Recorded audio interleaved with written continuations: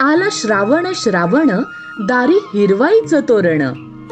व्रतवैकल्याचा हा श्रावण गोकुळच्या श्रीखंड आणि बासुंदीने आणखी मधुर करूया।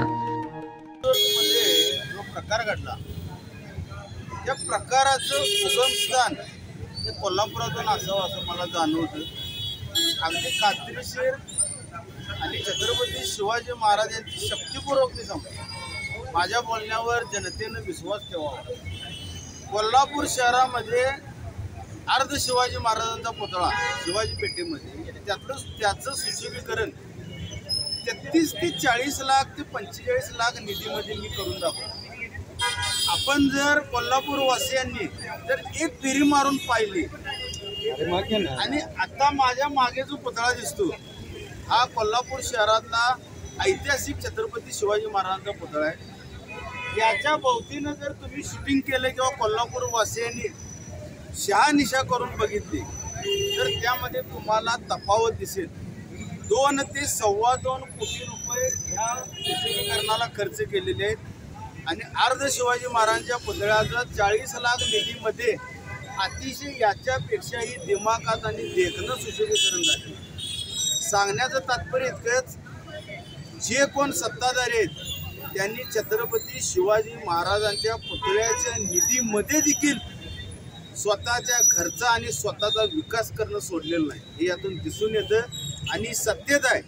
मी अगदी जाणीवपूर्वक आणि जबाबदारीने बोलत आहे।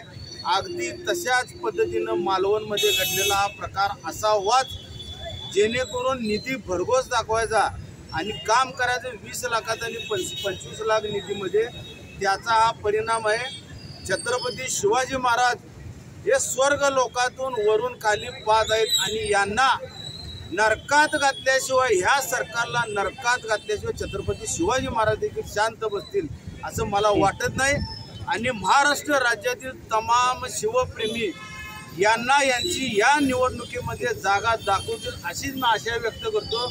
आणि जे मी उद्गार काढले, जे मी तुम्हाला 2 छत्रपती शिवाजी महाराजांच्या पुतळ्यातलं एक द्विधा मनस्थिती किंवा द्विधा निधी दाखवली, त्याची कोल्हापूर वासियांनी खरोखर खातर जमा करावी। मी अगदी शक्तीपूर्वक मांडलेल्या ह्या बोलण्यावर माझा विश्वास ठेवा। राजेश क्षीरसागर यांनी वक्तव्य केले की 15 दिवसात भूकंप कसला आहे त्यांचा माहीत नाही, पण एक सांगतो, कोल्हापूर जिल्ह्यामध्ये सुप्त लाट आहे। ती सुप्त लाट अंडर करंट असल्यामुळे ज्यांचं नाव आता तुम्ही घेतलं त्यांनाही लाट सुनामी पद्धतीनं महाविकास आघाडीच्या माध्यमातून दिसेल आणि सुनामीत कोणीही दिसणार नाहीत ही निर्णय